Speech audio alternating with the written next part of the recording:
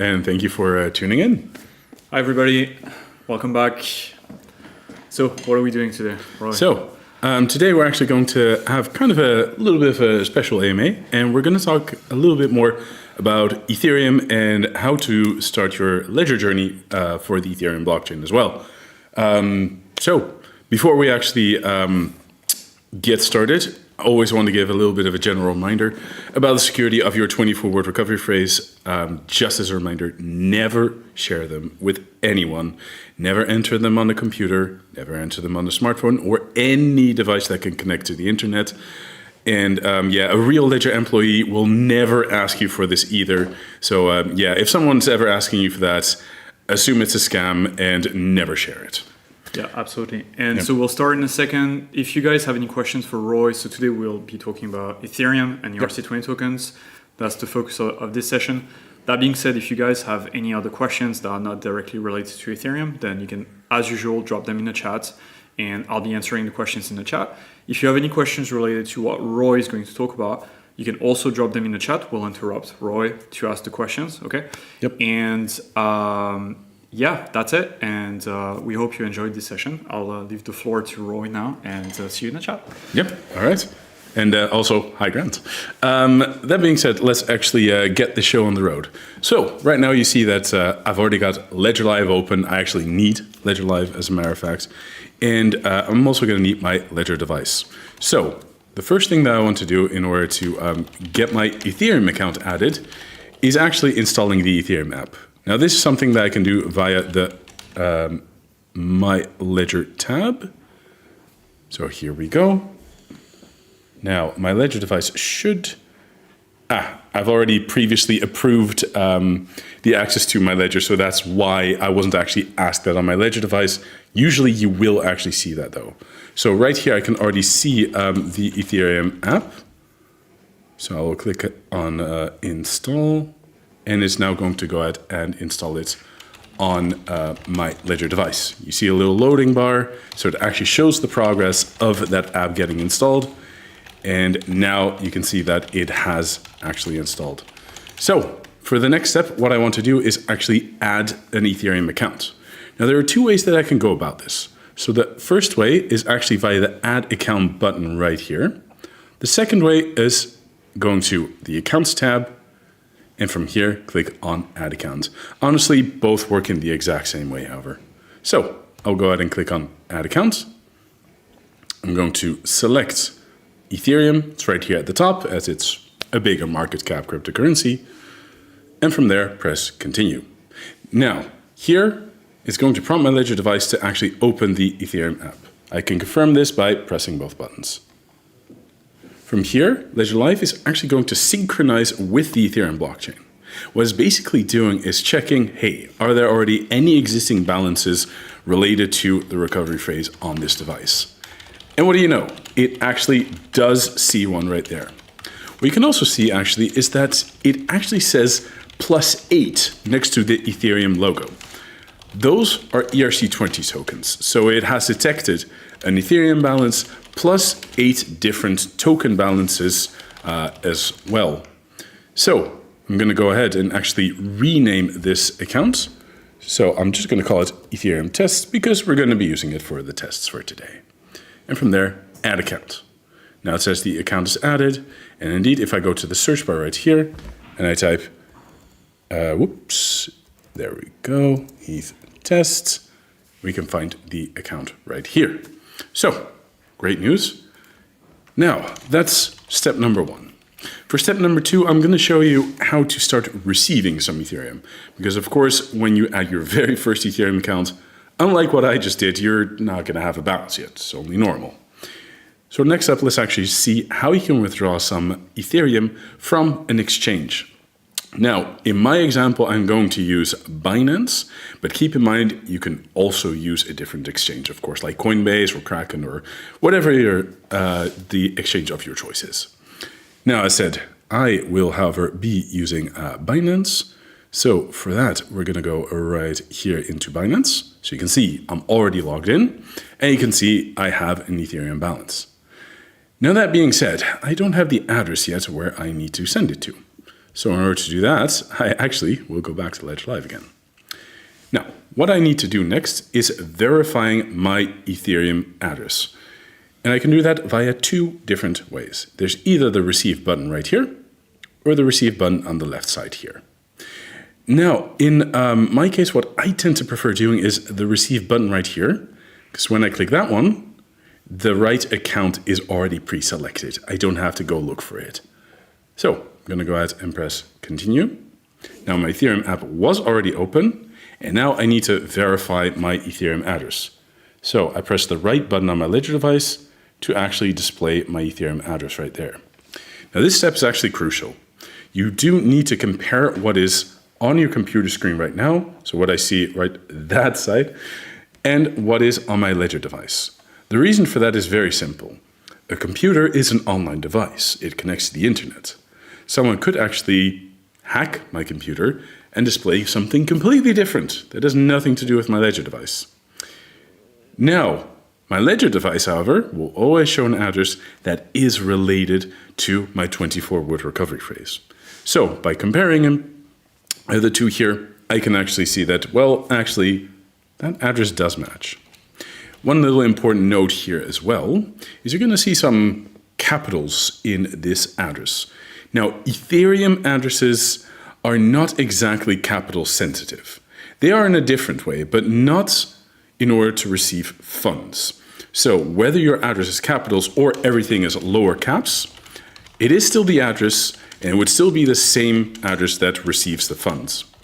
The only difference is that there's something called a checksum. Basically, if it has capitals in the address, it would also double check if it's a correct address. Not crucial, but ideally it would have that. We're going to see later on, however, an address that doesn't have that. And you also see how Ledger Live is going to react to that. Now, that being said, I could, on my Ledger device right now, go ahead and approve this address. But I'm not going to do that. I'm going to stay on this address. And I'll show you why in just a second. So now I'm going to go ahead and copy this address. And I'm going to go back to Binance. Whoops. Nope. Hang on 1 second. Technical difficulties. Here we go. All right. So right here, I'm back in my Binance account. And now I want to send that Ethereum from Binance to that address that I just copied. In order to do that, I need to click on the Withdraw tab. Take just a moment.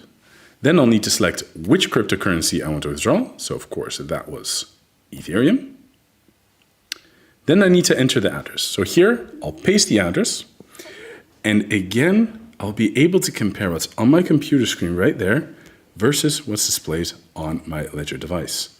So by just taking a quick look, I can see that again, it does actually match. Now that being said, we're not quite done yet, and the next step is quite crucial here. I need to select the network. So I would click right here, and right off the bat, what you're going to notice is the network for Ethereum ERC20 is way more expensive than the other options. That being said, if I actually want to receive that Ethereum in my Ethereum account, I do need to choose that more expensive option. Unfortunately, indeed, Ethereum is a bit pricier when it comes down to the transaction fee. And that mostly has to do with the amount of network congestion on this blockchain. We'll actually take a little bit of a closer look at how the transaction fee is calculated as well later on. But for now, I do right here need to select the Ethereum ERC20 option. If I choose a different option, well, don't worry, I wouldn't have lost my funds, but they are on a different blockchain, basically. So I'm choosing the Ethereum option right here. I'm going to go ahead and withdraw all of it. Now, there is a network fee being imposed right there. That's normal, and that does get deducted. Now, from here, I need to click on Withdraw. And for the next step, normally I would not recommend actually showing this on camera, but yeah, I do need to actually put a 2FA code here. So normally, don't show that to anyone, but for this case, it is okay. 2987 and 3.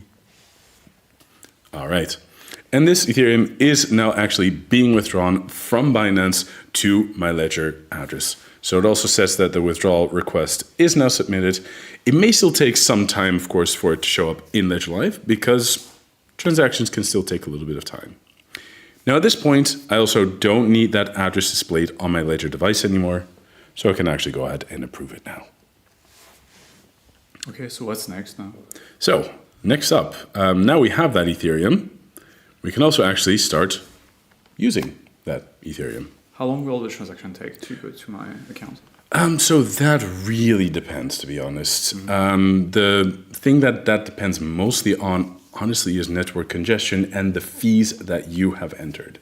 Now, in this case, I didn't have the choice for the fees. That's because Binance here was the entity that would create this transaction, not me personally. Okay. Does Ledger take any cut of that transaction fees that you paid? Absolutely not, no. Ledger does not take any kind of fee related to your transactions, no. Okay. And equally, this withdrawal, Binance might, but Ledger definitely does not. Okay, that makes sense. Now, that being said, I'm going to go ahead and click on Done here. I'm just going to click on Synchronize. It lets Ledger Live resynchronize again. I know the Ethereum has not been received yet. To be expected, but I was just curious to see if it would be the case anyway.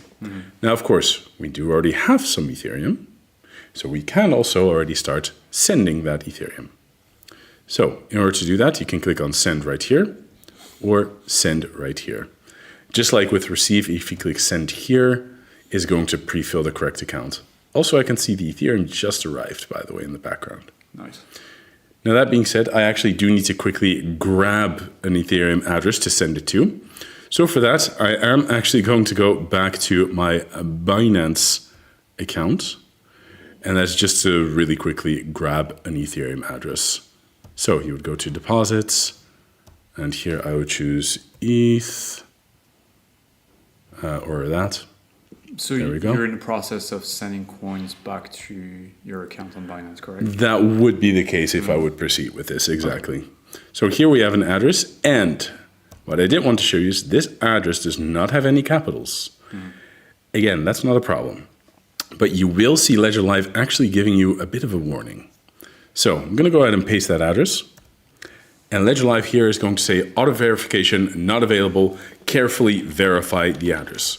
Now, this is not something where you're completely blocked and stopped from actually sending to that address. I can still click on continue.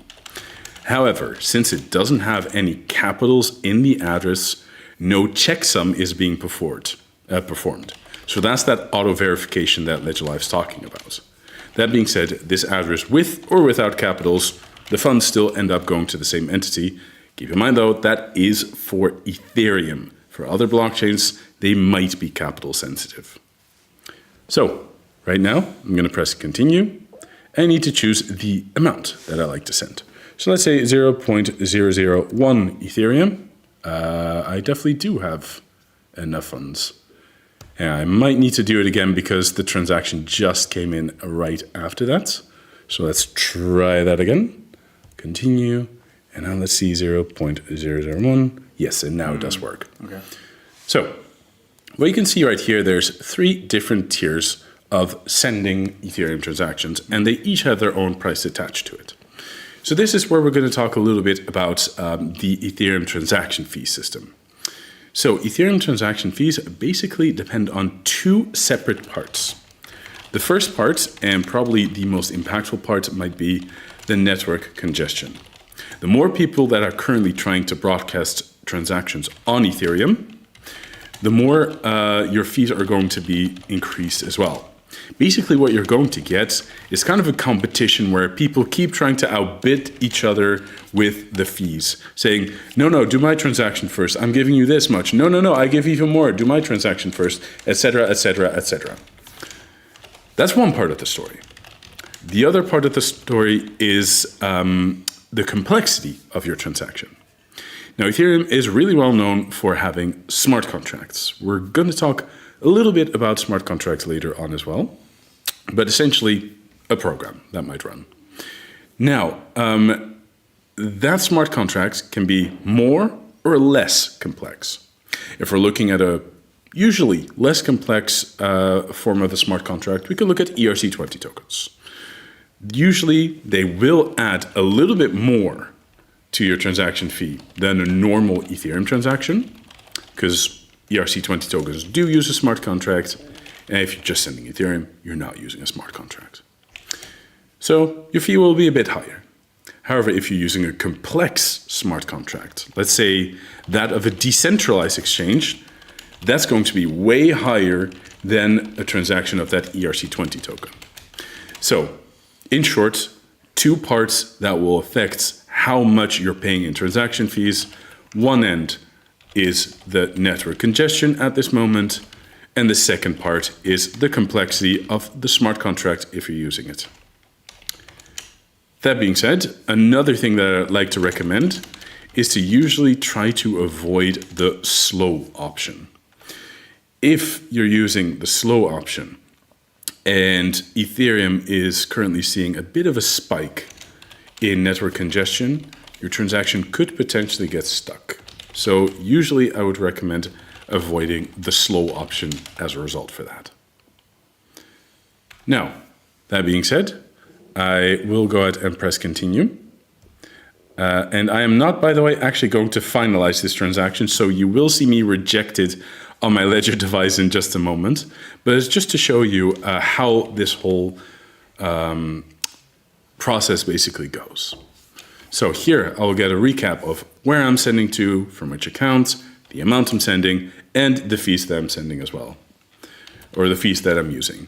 Now, Ledger Live does usually warn you as well if the network fees are about 10% of that transaction. But hey, if you want, you can still actually go ahead and proceed with that transaction. Now, it also actually gives me the total. And after that, I can go ahead and press continue. Now, at this point, my Ledger device will actually show me review transaction. It will tell me the amount that I'm trying to send, the address that I'm sending to. This again, I can compare with what's on my screen. As a matter of fact, crucial, because just like with verifying your receiving address, my computer can be compromised. However, the real requests for a signature is shown right here. So the real request sent to my Ledger device for signature is for this particular address and for that particular amount. So again, always compare the two. Now I can see the maximum amount of fees that I will be paying as well. And then I could accept and send. But as previously said, I will actually reject this transaction because unfortunately fees on Ethereum are a little bit pricey. Yep. And I prefer to still keep that amount for now. So I will reject that. Ledger Live will also indicate that. But if I actually accepted it, that transaction would have been broadcasted to the Ethereum blockchain and be on this merry way from there. So you didn't pay any fees at this point, right? By rejecting the transaction, no fees were consumed? Correct. If I reject a transaction, it doesn't get broadcasted on the blockchain and it will pay no fees for that. That is correct. All right. Now, I mentioned that we were going to very briefly talk about smart contracts as well. So one of the revolutions, honestly, that Ethereum brought back in the day was smart contracts. Ethereum launched, if my memory serves me well, July 2015. And it was actually the first blockchain that started bringing smart contracts to the table.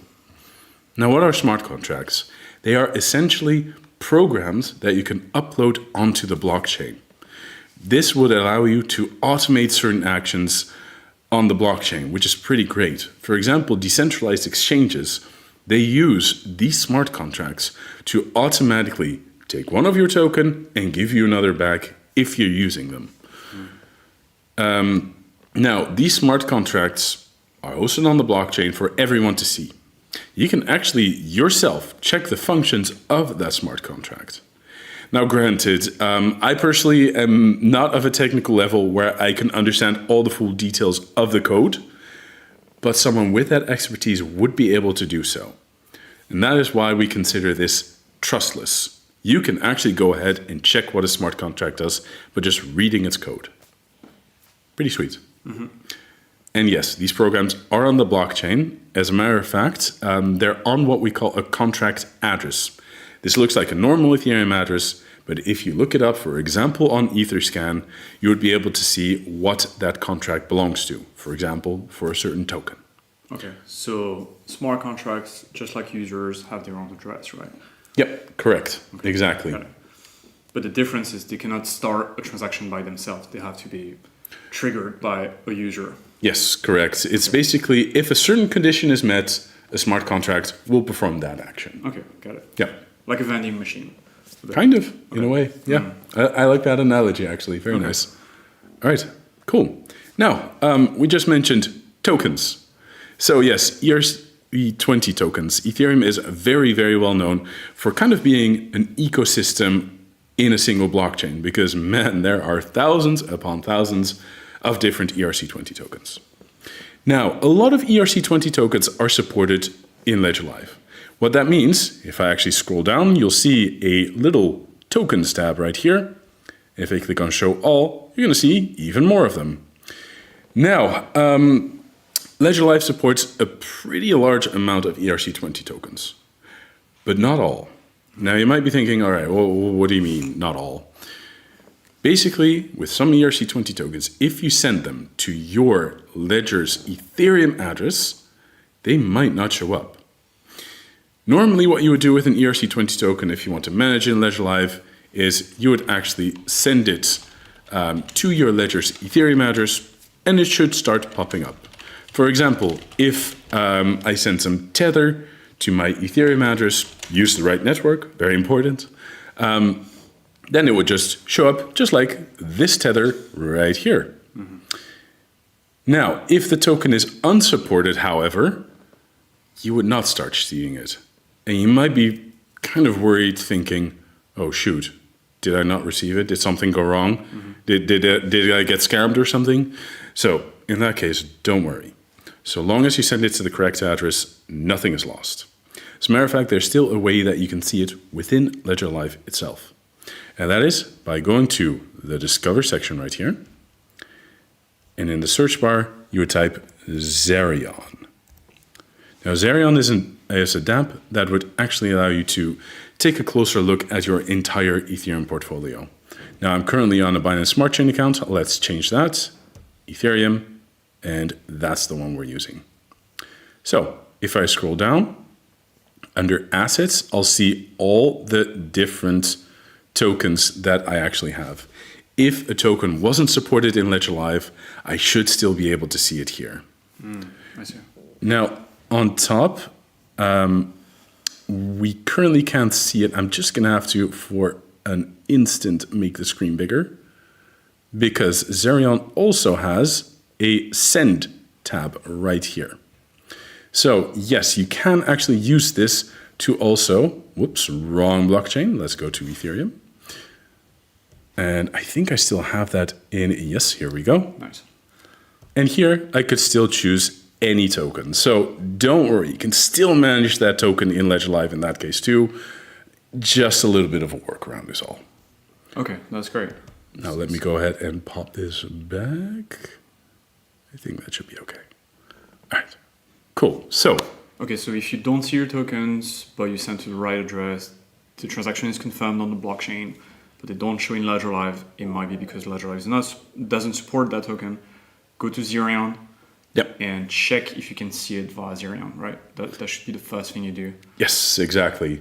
Now, if you even don't see it there, it could potentially be that you might have used a wrong network. Okay, different issue here. Yeah, that would be another potential issue. Mm-hmm. But most likely it would indeed be an unsupported token, which you should be able to see in Zerion. Okay, that's a good tip, yeah. And you can do the same thing for other blockchains as well, not just Ethereum. Yes, correct. As a matter of fact, if I click here on Ethereum, I can change it to a different network as well. As a matter of fact, I can even do all networks. And then I'll see every single asset that I have on that address for the supported tokens in Zerion, or supported blockchains, I should say. And so why is Zerion showing more assets than Ledger Live exactly? Excellent question, to be honest. I'm not entirely sure, if I'm going to be perfectly honest with you. Okay, maybe because the EVM focused, so they have more time, more engineering bandwidth to actually do more integrations, right? Potentially just a different API that is being used. Honestly, that I couldn't answer. But indeed, they would be pulling their data in a different way than us. Okay, sounds good. All right. Right now we know how to receive ERC20 tokens. You basically just send it to your Ethereum address. We also know that if a token isn't supported in Ledger Live, well, you can always check Zerion. Now, I mentioned Ethereum is basically a huge ecosystem with all of these different tokens, thousands upon thousands of different ones. And you might at some point be thinking, you know what? I have token A, but actually, I want to have token B. In this case, you can use what we call decentralized exchanges. And in Ledger Live, in the Discover section, we do actually have 2 different decentralized exchanges available. One of them is Paraswap, and the other is 1inch. So if I type here Paraswap, you're gonna see it right there, and equally 1inch right here. Now I believe 1inch was currently under maintenance, so I'm gonna go ahead and actually use Paraswap instead. Now in this case, I will actually be performing a swap, but I'm not gonna do it on Ethereum because Ethereum is a little bit pricey, and a decentralized exchange is definitely one of the more complex smart contracts. So it might actually cost a bit more as well. So instead, I'm going to be using Polygon, but the way it works is going to be 100% the same whether I'm using Ethereum or I'm using Polygon. It actually works in the same manner. So what I'm going to do is I'm going to swap a little bit of Tether and change that into Polygon. Now, what you're going to see already is that the first action that I actually need to take is not swapping. It's unlocking USDT. Now, this is what we call an approval. And approvals are something to be a bit careful with. Now, what an approval actually is giving a certain address or contract the access to your token. Now, in this case, if I'm using the legitimate version of Paraswap, that's not a problem. However, if I accidentally give someone access to my tokens that should never have access to it, they can quite frankly just take it. So always be a little bit careful with these approvals. If you provide an approval and afterwards you think, shoot, wait, I shouldn't have done that, go to revoke.cash. You can actually cancel approvals right there. There is a question related by Rakesh B here in the chat asking, like, if we buy any new tokens on Ethereum, ERC20 tokens, is there any possibility that they can take over our wallet if it's written into the smart contract? So the reception of it should not be a problem. However, if you start sending it, it does depend. So what I would always recommend, if you receive some kind of new token and you're not sure about that one, just don't touch it. The only thing I would recommend you to do in that case, and as a matter of fact, I can show you that in just a second. So I'll go to my account. I'm just going to pretend that one of the tokens that I received was not a legitimate one. So this is actually an excellent question, and this absolutely happens as well. We mostly see it with NFTs nowadays too, but we'll get more into that later. So let's say that this Pepe token, which is, by the way, legitimate, but let's say this was a brand new token, someone tried to scam me with it, send it to me in hopes that I interact with it. What I can just do is right-click, hide token, and just like that, poof, it's gone. Okay. So if I ever receive any kind of token that's, does not seem very kosher, I can still actually hide it, and it should still be okay from there. So to clarify what you just did, the token is still in your account, but it's just invisible in Ledger Live, correct? But is it safe to keep the token in the account? Yes, so the token just being there, that's not a problem. So long as you just don't interact with it, you're okay. And interacting, you mean like sending? Exactly. So on a blockchain level, so we are talking about sending, trying to swap on a decentralized exchange, anything like that. Yeah. Okay. And so we have a question from Vishweshar. Sorry if I butcher your name. talking about NFTs, but we will talk about NFTs in a few minutes, right? We are actually going to get into that just after the swap. So we'll be with that in just a moment. Okay. Same question from Mihab as well, asking about NFTs. So if you guys can stick around for 5 to 10 more minutes, we will get to NFTs. It's just the next section into the stream. Yes, exactly. We'll get into that. No worries. So for now, I'm going to go back to Discover. I'm going to go back to Paraswap. And I'm actually going to go ahead and perform a swap on Polygon. So I love how, by the way, it says you will unlock USDT. Anyway, they are correct. I will unlock USDT indeed. So first thing, I'm going to click on Unlock USDT. And so here I can do either temporary or permanently. Normally, I would actually recommend using temporary, and I'm going to do that this time. So I'm going to click on Unlock. There will be fees associated to that transaction as well. And just like what we said previously, these fees are network fees. Nothing that we at Ledger actually charge. So you pay the network for processing that transaction, right? Exactly, yep. And unlock, what do you mean exactly by that? So unlock is the approval that we were talking about earlier. Okay, Yep. gotcha. So you give Paraswap Access to my USDT in this case. Just Paraswap. Yes, exactly. Just their contract. So right now I press continue. I get a little bit of an overview. You'll see amount says 0. Because I'm not sending anything, I am only approving that token. So pressing continue. Now, I think, do I have the Polygon app? I don't think I do. I think it should automatically install. Yes, exactly. That's what I was hoping for. And also the Paraswap app, indeed. All right, so now it's asking me to open the Paraswap app. I confirm that with both buttons. And yes, we do have a separate app for Paraswap because it uses something called clear signing. It actually shows me the type of transaction is an approval. So I actually know what I'm doing right now. It's also telling me it's just for 1 USDT. Now, if I did this permanent option instead of just unlocking, it would have said unlimited USDT here. But I didn't, so it's only 1 USDT. Okay. Now, this is the contract that I'm engaging with, and you can see that in Ledger Live as well.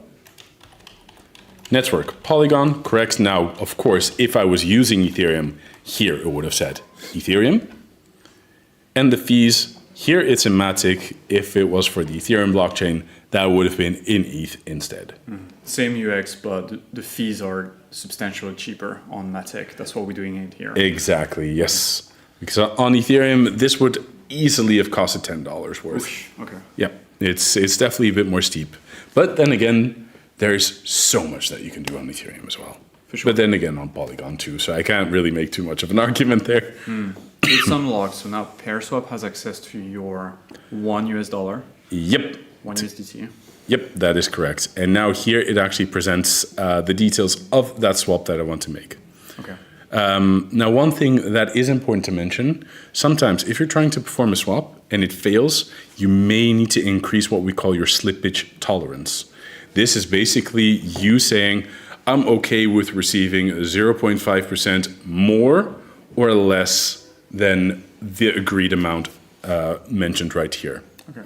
And in some cases, you may need to increase it because actually your swap is performing, is having an impact on the price.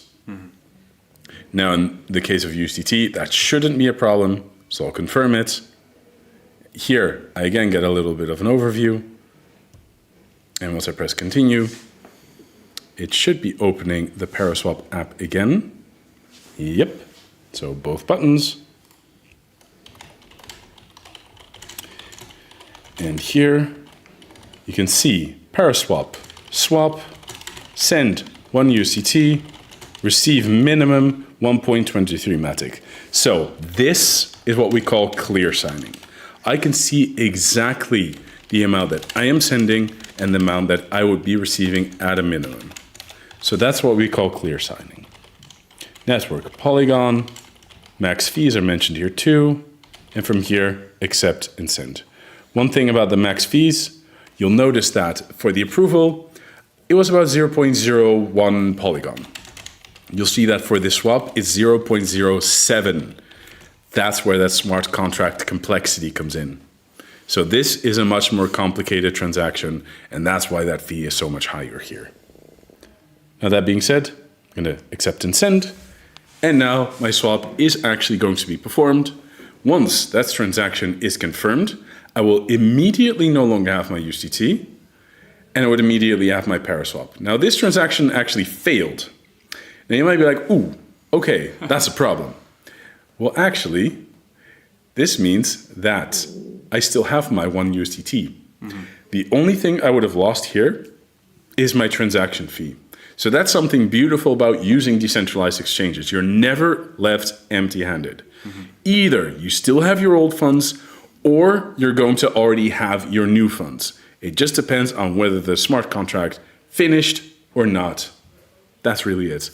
Now, I'm just going to try one more time, and I will increase the slippage to, wow, that's excessive. Let's make that 1.5%. Already excessive, but it should work from there. Yes, I understand. Confirm. So I'll just do it one more time. And I will go through the swap a little bit quicker this time too.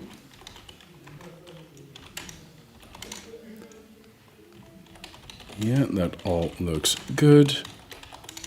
All right, and now let's see if it does go through. If not, we'll just consider it, well, it's not working this time, but normally it should. Let's just see what happens here though.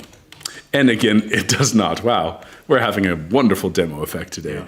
But if it worked, what would have happened at this point? Like, I would get like 1 USDT in my wallet. No, 1.2 Matic. Right? Yes, exactly. So the USDT would have been taken. So I would no longer have 8 USDT. Instead, I would have had 7 at that point, and I would have received 1.2 Matic. So, okay, okay. Hey guys, we're live, so this kind of stuff happens. It can happen, unfortunately. Well, normally it works, I promise. And so what's the difference between swapping via Paraswap and swapping via the swap feature here? Is there any difference? There is. So this right here is by a centralized service using the swap feature there. Using Paraswap or 1 inch under the Discover section is decentralized. Now, what that means is you're not relying on a person or company or entity with a decentralized exchange.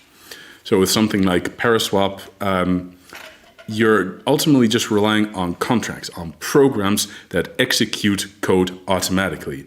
And again, you as an end user can verify that code yourself as well.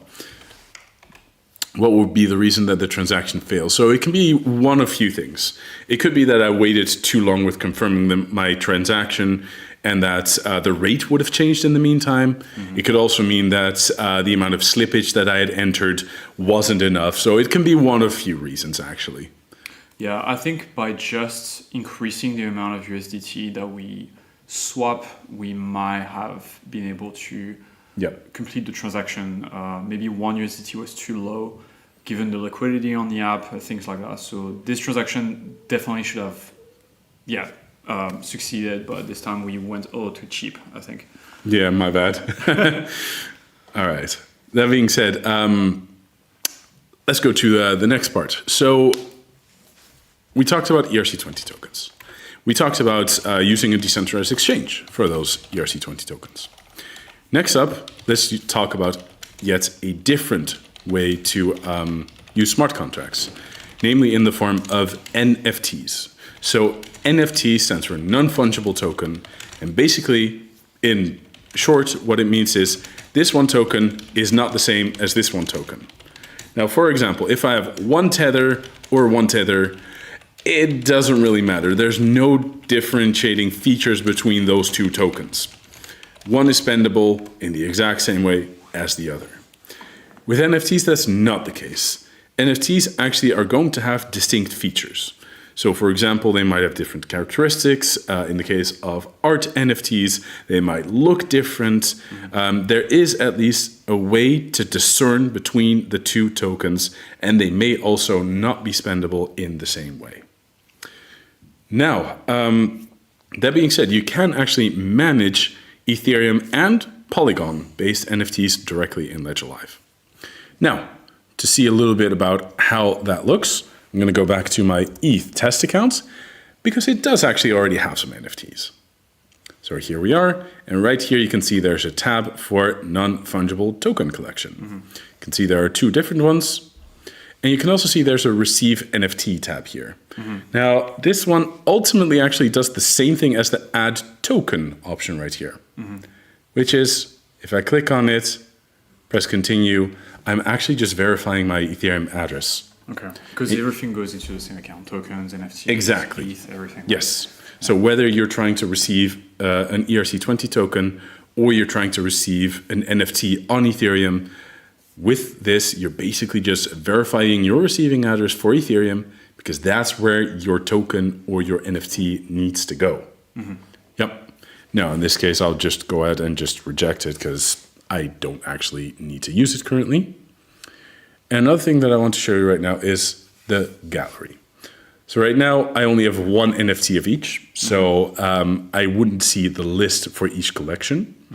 But what I can still do here is click on a particular NFT, and I can see all the different characteristics. You can also see the token address, which is just like an ERC20 token or any smart contract, the contract address that is deployed on the blockchain, and it's unique for that particular NFT collection. Now, you also have a send option right here. Now with the send option, I can choose which NFT I'd like to send. Now I should still, yes, have the address in my clipboard. Nice. So from here, I would press continue. I would choose the fees, and you can immediately see $18-ish worth of fees. Yeah, so why is it more expensive than sending ETH, for example? Because this NFT is using a smart contract, and probably quite a complicated smart contract at that. On top, currently, the Ethereum blockchain is a little bit more congested as well. So that's another part of that story. So the more complex the transaction, the higher the fees generally, right? Yes, exactly. Now, I am also not actually going to confirm this transaction, but what I will do is actually press continue right now and at least show you what it's going to look like on my Ledger device. So here I got a little bit of recap, and then I press continue. Now here I actually have a little bit of an overview on my, that's Ledger Live screen right here. And on my Ledger device, I can now see review transaction. NFT transfer. So it detects exactly what this is. This, again, is clear signing. I can see which address it's going to go to. So that's the address that I pasted in. I can see the name of the collection, which is inspired by Ledger. I can also see the NFT address. So this, again, is the contract address for this NFT's smart contract. This is always going to be unique. If this matches, that means it must be the right one. The NFT ID, the amounts that I'm sending, because for some NFTs, there might be more than one. The amount of fees that I would be paying. And if I press both buttons right now, that NFT would actually be on its way. I'm not going to do that because this will be quite pricey. Instead, I reject the transaction. But normally, the moment that I would have approved it, that NFT would have been on its way to the address that I was trying to send it to. Now here I rejected it because the fees are quite steep, and actually I wanted to keep that NFT anyway. Now, this was clear signing. If you're using anything outside of Ledger Live, you would be blind signing. Blind signing does actually contain some risks as well, because basically you wouldn't see which smart contract on your Ledger device. That's why we do actually recommend, if you want to send an NFT to someone else, to use it in Ledger Live directly so that you can actually see all the details. It is ultimately more secure. Okay, very good. We had questions about scam NFTs. So do you have like additional tips or like what a scam NFT looks like and how to protect yourself? Yeah, they are very, very prevalent, especially on cheaper blockchains. On Ethereum, you're not going to see them as much because whoever creates these scam NFTs actually needs to pay transaction fees for it. On Ethereum, that's not very cheap. Yeah. But on Polygon, however, As a matter of fact, you guys are going to be in for a ride. Yes. I'm going to go to my Polygon account, and you'll see quite a lot of them. And you might be thinking, oh, wow, 5 of them. Actually, wait, there's more. Oh, but wait, there's even more. And actually, guess what? There is even more. And we can honestly do this for a few minutes still. Yeah. So all of these are all scam NFTs. Mm-hmm. Now, the thing is, your address is public information on a blockchain. Anyone can just pick your address up. Now, you might be thinking, okay, I received this NFT. I want nothing to do with it. Can I burn it? Can I send it somewhere else? I would really not recommend doing that. Okay, so why not? Because that was one of the questions for me, I think. And it's an excellent question as well. So the reason why I would not recommend it is because the moment you start sending that NFT, you are interacting with its smart contract. If that smart contract has some kind of malicious code for it, they might be able to drain certain tokens or cryptocurrencies from you. Mm-hmm. So what I would really recommend doing instead is right-clicking it, hide NFT collection, and poof. This does not actually interact with the smart contract. Because remember, if you want to interact with that smart contract, I need to use my Ledger device. I didn't use it right now. I only use Ledger Live. So this is actually the best way of getting rid, in brackets, of these NFTs. They're actually still there, but at least you're no longer going to see them in Ledger Live. But yeah, do be wary of these kind of NFTs. Because this, for example, if I click on it, most likely in its description, there's going to be some kind of link to a scam website. Don't interact with that. As a matter of fact, we're checking, and yeah, what do you know? There it is. Don't go to that website, everyone. Please do not. That is a scam website that's probably going to ask you to enter your 24 words. And perfect moment for just a little refresher there.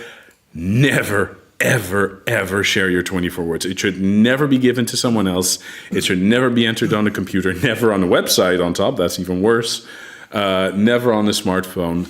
And if anyone ever asks for your 24 words, they are most likely a scammer. Any real Ledger employee will never ask you for your 24 words.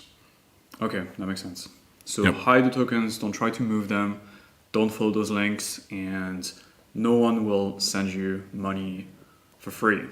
Yeah, no one will send you money for free, especially just $2,000 for no good reason. Okay. Yeah, that even in crypto, that doesn't happen. Okay, great. So we've got 15 minutes left, more or less. Is there anything else we haven't covered yet? There is one thing. Yes, staking, I think. Staking Ethereum. And for that, actually, I'm going to go ahead and leave the floor to you. All right, okay. So we're going to switch a little bit, guys, and I will be covering staking real quick. I'm going to use the mouse here. Okay, so staking, just brief overview of what staking is. Staking is a way for you to help the network produce blocks, okay? So on Ethereum, only selected participants on the Ethereum network can produce new blocks, and those are called validators. And there must be a mechanism to make sure that validators do their job correctly, right? Because if they don't, if there is no mechanism, validators could do whatever they want, they could create fake transactions and so on. So instead, validators have to stake tokens. In the case where they would do something malicious, then their stake will be burned. That's the basic mechanism. So on Ethereum specifically, right, staking, if you want to become a validator, you have to stake at least 32 ETH. So 32 ETH is one validator, but 32 ETH is actually a lot of money. Not everybody has 32 ETH. So there are alternatives if you don't have 32 ETH to still stake on Ethereum your ETH without investing that much money. So I will show you like some of the options that we have. So first of all, you can go into your Ethereum account here and then click on stake. And here you've got 3 different options. And I'll just be presenting those 3 different options, but there is more as well in the Discover section if you're curious. One called Stater, for example. But for now, we'll be talking just about Killen and Lido. Okay, those are the most popular in Ledger Live at least. So the first one is called Killen dedicated staking, sometimes also called solo staking, although that word is a bit misleading. But this one is basically requiring 32 ETH for you to stake. So if you have that, you can bundle that 32 ETH into a transaction. Killen will take possession of that ETH. They will send you, just to be clear, the private keys will stay in your wallet. Just to be very technical, the two sets of private keys will be created. One set will be withdrawal keys that will stay within your device. And your voting keys will be given to Killen, and Killen will be using those voting keys to create block on your behalf. And then you will be able to get staking reward. So that's dedicated staking. It takes 32 ETH. Not everybody can do it, but it's an option. So if you want to use it, then you can click here, select solo staking, select how many ETH you want to stake. So it has to be 32, 64, any multiple of 32, and go through that step. So if I understood this correctly, that means you're providing the Ethereum and they're providing the infrastructure to actually validate. Yeah, correct. Because being a validator is actually pretty difficult. You have to run computers. There is a bunch of OPSEC that you need as a validator and computing power you need to have. And so Killen is taking care of that aspect. But the private keys that will allow you to withdraw your staking rewards and to stop staking if you want to, those will stay within your ledger device, which is the most important, if that makes sense. Cool. So that's one option. Again, that's 32 ETH. It's a lot of money. But instead, if you don't have 32 ETH, you've got two more options. One is pooled staking. This one requires a minimum of 0.05 ETH, I think, which is much, much lower. I think it's something like 30 to 40 bucks-ish. So basically, you would go into the pool staking option here. You enter how many ETH you want to stake, for example, 1 ETH, and then you complete the stake flow here. There will be a transaction you have to validate on your ledger device, of course. And once you're done, then this reward tab here will become active, and you'll be able to see the staking amount, like the amount you're staking, the rewards as well, and all the information related to your stake. The rewards will not appear in your Ethereum account because Ledger Live cannot detect those rewards yet, but they will be tracked within Killen and they will be accumulating into your Ledger device, okay, into your Ethereum account, secured by your Ledger device. Just so you know as well, when you pool stake, Killen will actually represent your share of the pool. So let's say, for example, you stake 1 ETH, Killen will mint 1 PS ETH, which is a representation of that staked ETH. And that PS ETH will actually appear in your Ethereum account as just another token. But that token will stay in your account. It's not a liquid token, it's a soul-bound token, so it stays in your account. And you cannot transfer it to someone else. The only way you can redeem that token is via the Killen dashboard, where you will unstake basically and redeem that token for your ETH, your staked ETH, plus the rewards. So that's Killen staking and pool staking. The other option, which is Lido, this one is the most famous, I think. Lido is a bit like Killen pool staking, where you would go into, so there is many ways to access Lido in Ledger Live, but I showed you via your Ethereum account, but you can also go into the Lido app here. It's the same UX pretty much. You would stake any amount, and I think the minimum is even lower than Killen pool staking. It's probably like 0.01 ETH, like it's very, very low. You tell the app how much ETH you want to stake, and they will swap your 1 ETH for 1 STETH. And STETH is a fully liquid token that will sit in your wallet, just like this, right? So STETH will appear in your wallet just like that. And every single day, that token will increment its balance by a little bit, and that little bit represents your staking rewards, okay? So the balance here, the number of staked ETH, STETH in your wallet will go up a little bit every single day to represent the staking rewards. So it's a way of staking that relies on a third party, in this case Lido, because you have to trust Lido to be responsible with the ETH that you're giving them, right, to stake on your behalf. But it's cool because STETH is fully liquid, so you can move it to a different wallet. You can reinvest it into DeFi. You can do a lot of different things with STETH. And if you want to stop staking with Lido, if you're tired of having STETH in your account, what you can do is you can just swap STETH back for regular ETH, just like we did in Paraswap earlier, right? You can just create a transaction to swap from STETH back to ETH, and it's equivalent to unstaking. There's another way to do it via the Lido app, but it's a little more complicated. We won't go into this, although we have documentation on the Help Center that explain both ways. If you want to unstake via the Lido app, or if you want to unstake, quote unquote, via Paraswap by swapping your ETH to STETH. So those are the most popular options in Ledger Live. That being said, there are other staking providers for ETH. One of them would be Stater, which is also somewhere. It was at the top. It's at the top. Yeah, you're right. So Stater Labs, Ethereum staking. So here as well, same thing. It's a liquid staking protocol. So you give them your ETH, they will give you a token that represents the staked ETH in return, and the rewards will be accruing. So the rewards mechanism for Stater is a little different, but you will be able to track your staking rewards here within the app as well. So yeah, so I think those are the different options. And Roy, I'll give you back the mic, unless... Actually, that is kind of all that we had for today. Yep. So I would... let's switcheroo this. Hi, everyone. And I'm taking your chair, aren't I? Yep. There we go. Sorry, a little small setup.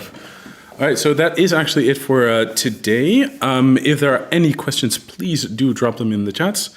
So I hope this was useful for helping to understand Ethereum perhaps a little bit better and all the different things that you can do with it. And also actually within Ledger Live specifically as well. So just as a recap, you can not only send and receive Ethereum once you've added the accounts, you can also manage ERC20 tokens. You can swap tokens for other tokens within the Discover section of Ledger Live via Paraswap and 1inch. You can also manage NFTs, so that's directly in your Ethereum account. And you can also actually enjoy staking Ethereum via the Discover section again. And we've got a question from Doris regarding Lido, asking, does it cost more than 30 euros to transfer Lido, no matter how many STETH token you've got? So that probably depends on network congestion. It may be quite costly. So what I would actually recommend, if you want to do that, is wait till the weekend. You might be like, why? What does that have to do with it? Ethereum congestion tends to be a bit lower in the weekend. Now, it's not a guarantee. You might be unlucky and still face a very busy weekend, but usually it is on the quieter side in the weekend, and therefore you would have some lower fees. Okay, makes sense. So weekends, transactions are cheaper, so wait for that. Most often, it's not a guarantee, but a little tip. And you can track transaction cost, like congestion and gas price on etherscan.io. Yes, actually, maybe we can quickly show that. So let me go ahead and go to this right here. So I'm just going to go ahead and go to Etherscan. Here we go. And then I believe it was in resources? More. It's in the More tab. Gas tracker. Yeah. Yep. So it's this right here.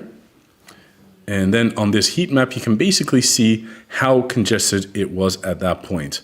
And what you can see here is that Saturday, well, except for this little part here, and Sunday are the lighter days in this heat map. So it's not a guarantee, but it does tend to help a lot. Yeah. So Phoenix is saying the Ethereum fees are too high in the bull run to transfer your ERC20 tokens. You'll need to pay high fees for that and cash out. And it's true, Ethereum is extremely expensive, but you can also store your ERC20 tokens on different chains, right? Yeah, exactly. So you could always debate to move your ERC20 tokens when the fees are low, with a bridge, for example, to another blockchain. You can think of Polygon, you can think of Arbitrum, etc. And then still be able to enjoy lower fees on those blockchains. Yeah, Phoenix, if you don't like Ethereum, that's fine. You've got ERC20 tokens, just send them directly to a different network that supports ERC20 tokens. For example, you've got, pick your blockchain. You've got Base, you've got Binance Smart Chain, you've got Arbitrum, you've got Optimism. There is a lot of different options, right? Yeah, and still more coming each day. So yeah. Exactly. Cool. I think that pretty much wraps it up. And we're on time. Yeah, I would say so. So, Cool. Roy, thank you. Do you have any last messages or word of wisdom for... oh, yeah, and Phoenix is asking, can you answer my first question about the Ledger Live app?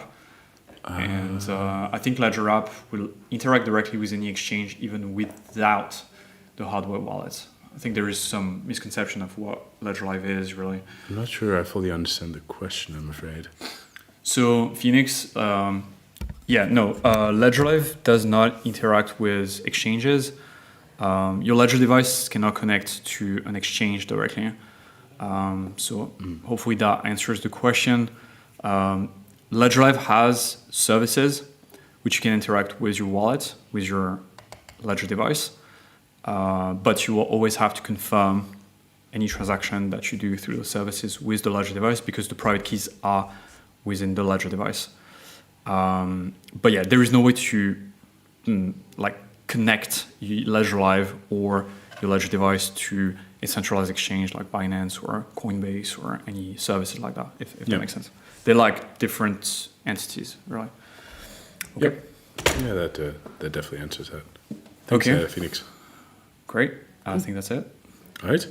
In that case, I would say thank you all for joining.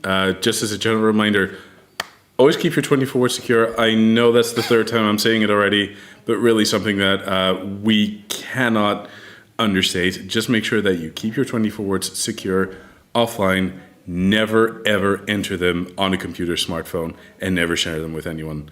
That being said, thank you all for joining, everyone, and, wishing you an excellent rest of the day. Take care. Bye, everyone. Bye-bye.